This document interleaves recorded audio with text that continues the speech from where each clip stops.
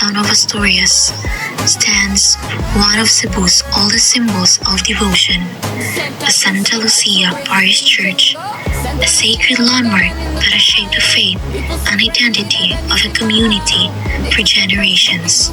Historical records trace the beginnings of Santa Lucia Parish Church to the Spanish colonial era. Built through the early efforts of missionaries, dedicated the parish to Santa Lucia, the patron saint of eyesight and light.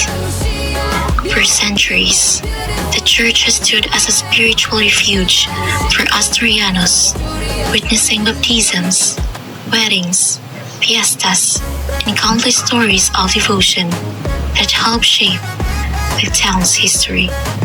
One of the most unique traditions in Asturias is a belief in the holy water of Santa Lucia. Many residents claim it brings healing, protection, and blessings, especially for those with eye conditions or spiritual needs. These stories have been passed on through families, testimonies of recovery, guidance, and comfort. Until today, locals and visitors alike continue to come here, keeping this cherished devotion alive.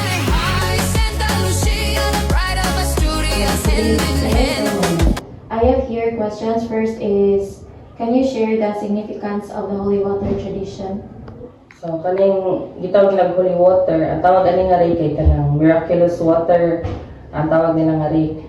So, daghan gid ang makuha nga rin, kana sa tubig sa Santas, kay based silang testimony, kanang nakaayo gid silang balatian sa lawas, dili lang kay sa ilang gipamati sa mata, kundi sa tibok yun nilang lawas, na ginaara sa testimony board makita sa simbahan. Nya, ever since sa una pag yun ni 1946, daghan yung mga tao mangari. Tungod na iyahang tubig kay dili lang dili sa Cebu kundi sa lain parte sa Pilipinas. Next is, how does the church preserve its cultural heritage today? From time to time, kada pari nga mapuli diri, lagi sila mga improvements ipahimo nga rin sa simbahan. Unang hantod karon lig-on gyapon kayo ang simbahan. Nya usa sa pinaka ingatan din namo maayo nga rin kanang image ni Santa Lucia. Kay ever since 1946 na gid na siya, nga na gid na siya kakuan. Unya kanang pinangga na nila kay kada tuig kaupat na siya ilisan, daghang gid na siya mga sinina. So ingana na mo siya pagpangga nga rin. Nya based sa among structures dito sa simbahan, kanang karon kay modernize na siya tanahon, pero ang iyang structure sa una pa nilang panahon 1946 mga lig-on din na siya.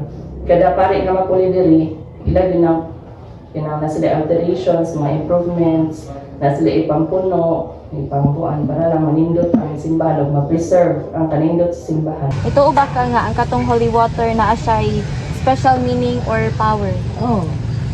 Tuo jud niya na. Pwede mo ka-share og experience na Makashare ni.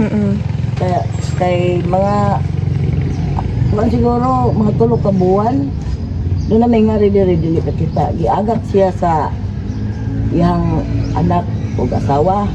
Kay napiksan bitaw niya. Kanang ang iyon ang doktor nga opera, dili man sila opera kay kanino ni anaw. Nang tuod sila din sa holy water. Nangyari sila, after 3 months, nabalik sila ulit. Kuhaan sila na donate sila din sa simbahan kaya nakikita na. More than a place of worship, Santa Lucia Parish Church is a home for the community, a gathering place for celebrations, prayers, and traditions that unite generations. Its cultural and spiritual value continues to strengthen the identity of Asturias and the devotion of its people. It is more than a structure. It is a living testament to faith, tradition, and the enduring heritage of Asturias. See on the pride of Asturias, hand in hand, fly